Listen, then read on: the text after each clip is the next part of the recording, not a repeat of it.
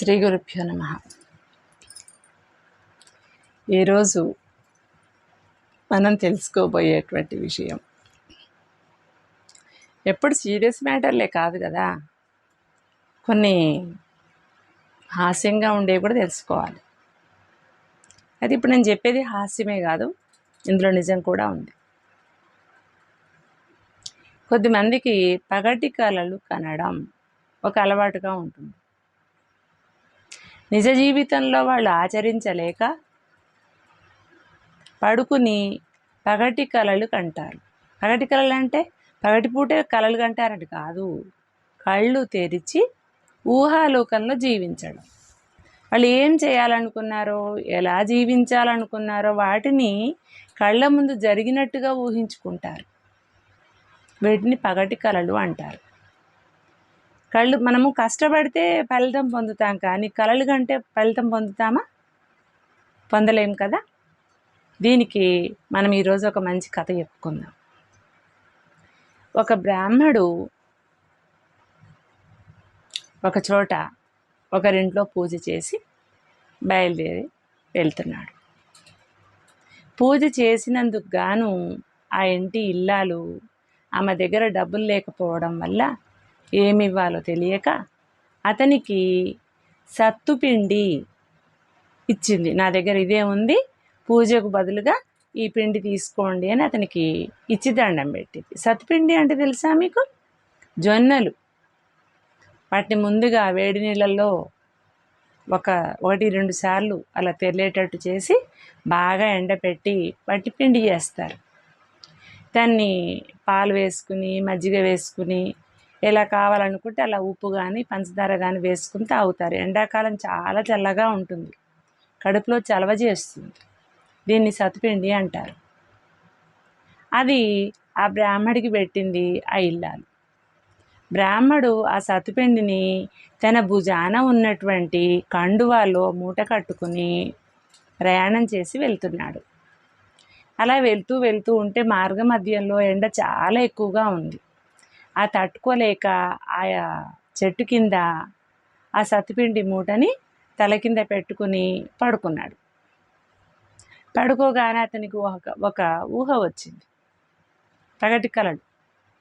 అలా ఒక పగటి కళ అతను ఊహించుకున్నాడు. ఏమని? ఎవరైనా అడిగితే ఈ సత్తుపిండి అతనికి ఇచ్చేసి నేను డబ్బులు తీసుకుంటాను అని. ఆ ఊరి రాజుగారే గనక ఒకవేళ అటువైపుకి వస్తే, ఆయనకు బాగా దాహం వేస్తే ఎలా ఏం చెయ్యాలి అనుకుంటే అప్పుడు ఈ సత్తుపిండి అతనికి ఇచ్చి అతని నుంచి వరహాలు తీసుకోవాలి రాజుగారి నుండి అని కలలు కంటాడు. ఒకవేళ రాజుగారు వరహాలు ఇచ్చారనుకోండి, అప్పుడు ఆ వరహాలు పెట్టుకుని ఏవైనా జంతువుల్ని కొనాలి. బ్రాహ్మడు కదా, ఏ జంతువులు కొంటాడు? అందుకని ఒక ఆవును కొనాలి. ఆవును కొంటే ఆవు పాలిస్తుంది కదా, ఆ పాలను అమ్మి పెరుగును అమ్మి ఆ డబ్బులతో చక్కగా ఒక ఇల్లు కట్టుకోవాలి. ఇల్లు చూసి అతని సంపద చూసి ఎవరో ఒకరు మా అమ్మాయిని మీకు ఇస్తామని ఇచ్చి పెళ్లి చేస్తారు. సంవత్సరం తిరిగేటప్పటికీ అతని భార్యకి ఓ కొడుకో బిడ్డ పుడతారు. అప్పుడు ఆవిడ అంటుంది, ఆ బ్రాహ్మడి భార్య, ఏమండి అమ్మాయి ఏడుస్తోంది, కాసేపు ఎత్తుకోండి, నేను పనిలో ఉన్నాను అంటుంది. అప్పుడు ఆ బ్రాహ్మడు అంటాడు, నేనేమైనా నీలాగా ఖాళీగా ఉన్నాను అనుకున్నావా?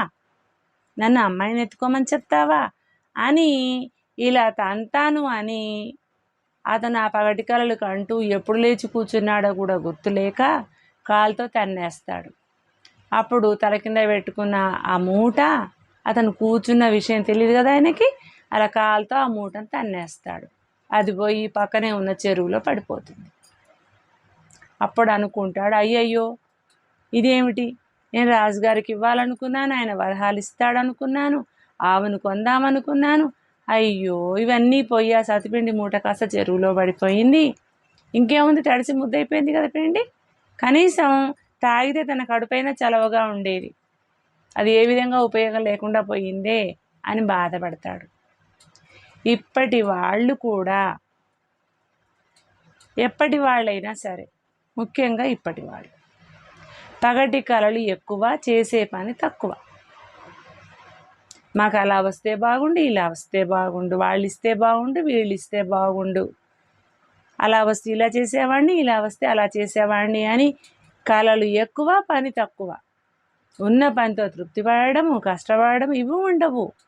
ఎక్కువ శాతం మాకు వాళ్ళు అవి ఇస్తే ఇలా చేసేవాళ్ళం, వీళ్ళు ఇవి ఇస్తే ఇలా చేసేవాళ్ళం, మా నాన్నగారు ఇవ్వలేదు కాబట్టి ఇలా అయింది, మా అమ్మ ఇవ్వలేదు కాబట్టి అలా అయింది, మా తాతగారు నా పేరు మీద పెడితే బాగుండేది, వాడెవడో పోయాడు, వాడు నా పేరు మీద పెడితే బాగుండేది అని ఎంతసేపు ఒకరు కష్టపడ్డ సొమ్ము మనకు ఇవ్వలేదనే ఆశ.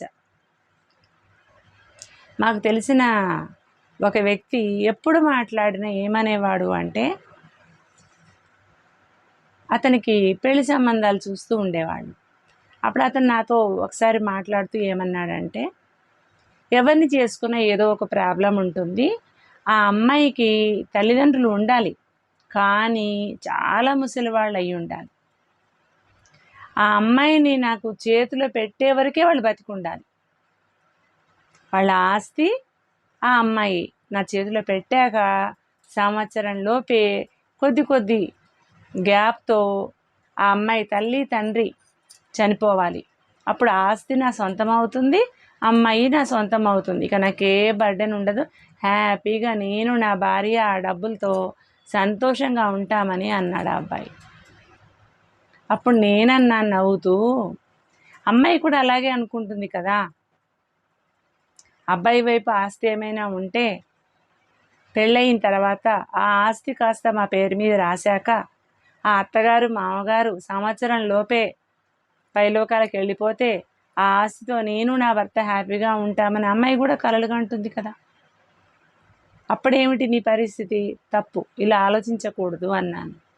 కోపం వచ్చింది. కానీ అనుకోకుండా ఎక్కువ రోజులు బతకకుండా ఆ అబ్బాయి యాక్సిడెంట్ అయ్యి చనిపోయాడు. చూసారా, మనం విపరీతమైన కోరికలు కోరితే, దురాశ ఎక్కువగా ఉంటే భగవంతుడు వెంటనే చెక్ పెట్టేస్తాడు. దురాశ ఎవరికీ ఉండకూడదు. ఊహల్లో బతకటం అస్సలు ఉండకూడదు. ఎవరైతే ఊహాలోకాల్లో విహరిస్తారో వాళ్ళు సోమరిపోతులుగా తయారవుతారు.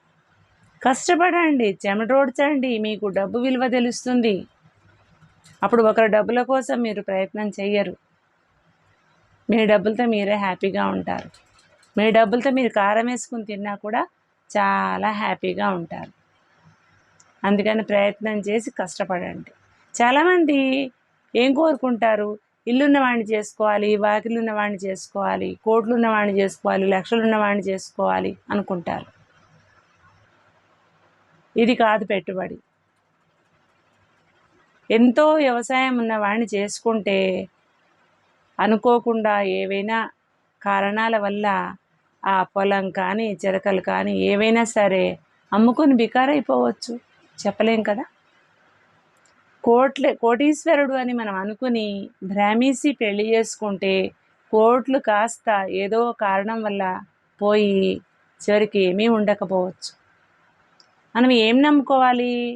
మంచితనం నమ్ముకోవాలి, నిజాయితీ నమ్ముకోవాలి, న్యాయం ధర్మం నమ్ముకోవాలి, కష్టపడి పనిచేసేటువంటి తత్వాన్ని నమ్ముకోవాలి, కష్టపడే గుణం ఉన్నవాడిని నమ్ముకోవాలి.